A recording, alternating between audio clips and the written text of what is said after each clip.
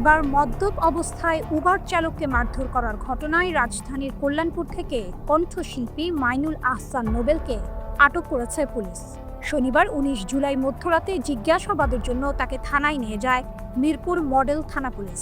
বিষয়টি নিশ্চিত করেছেন থানার ভারপ্রাপ্ত কর্মকর্তা সাজ্জাদ রোমান।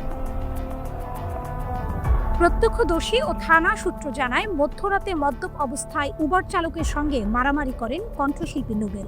উবার চালক জানান, উবার অ্যাপের মাধ্যমে একটি প্রাইভেট কার ভাড়া করে গন্তব্যস্থল হাবুলের পুকুরপাড় এলাকায় আসেন কণ্ঠশিল্পী নোবেল। সঙ্গে ছিলেন তার স্ত্রী সালসাবিল মাহমুদ। গন্তব্যস্থলে যাওয়ার পরও নোবেল গাড়ি থেকে নামতে চান না। উদ্ভট কথাবার্তা ও গালাগালি করতে থাকেন।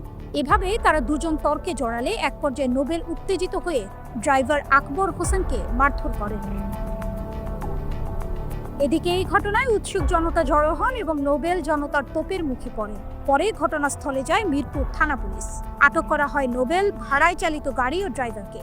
শনিবার মধ্যরাত পর্যন্ত এই ঘটনায় কোনো মামলা হয়নি। এই বিষয়ে মিরপুর মডেল থানার ভারপ্রাপ্ত কর্মকর্তা সাজ্জাদ রোমান বলেন, নোবেলকে জিজ্ঞাসাবাদের জন্য থানায় আনা হয়েছে। তার বক্তব্য শুনে পরবর্তী ব্যবস্থা নেওয়া হবে।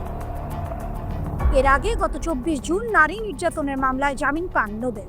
মেট্রোপলিটন ম্যাজিস্ট্রেট মেহরা মাহমুদ তাকে জামিনের আদেশ দেয়। আদালতে জামিন শুনানিতে তার স্ত্রীর পক্ষ থেকে জামিনের বিরুদ্ধে কোনো আপত্তি না থাকায় তাকে জামিন দেন আদালত। গত ২০ মে তাকে গ্রেপ্তার করা হয়। পরে আদালতের নির্দেশে ১৯ জুন কেরানীগঞ্জ কেন্দ্রীয় কারাগারে তাদের বিয়ে সম্পন্ন হয়।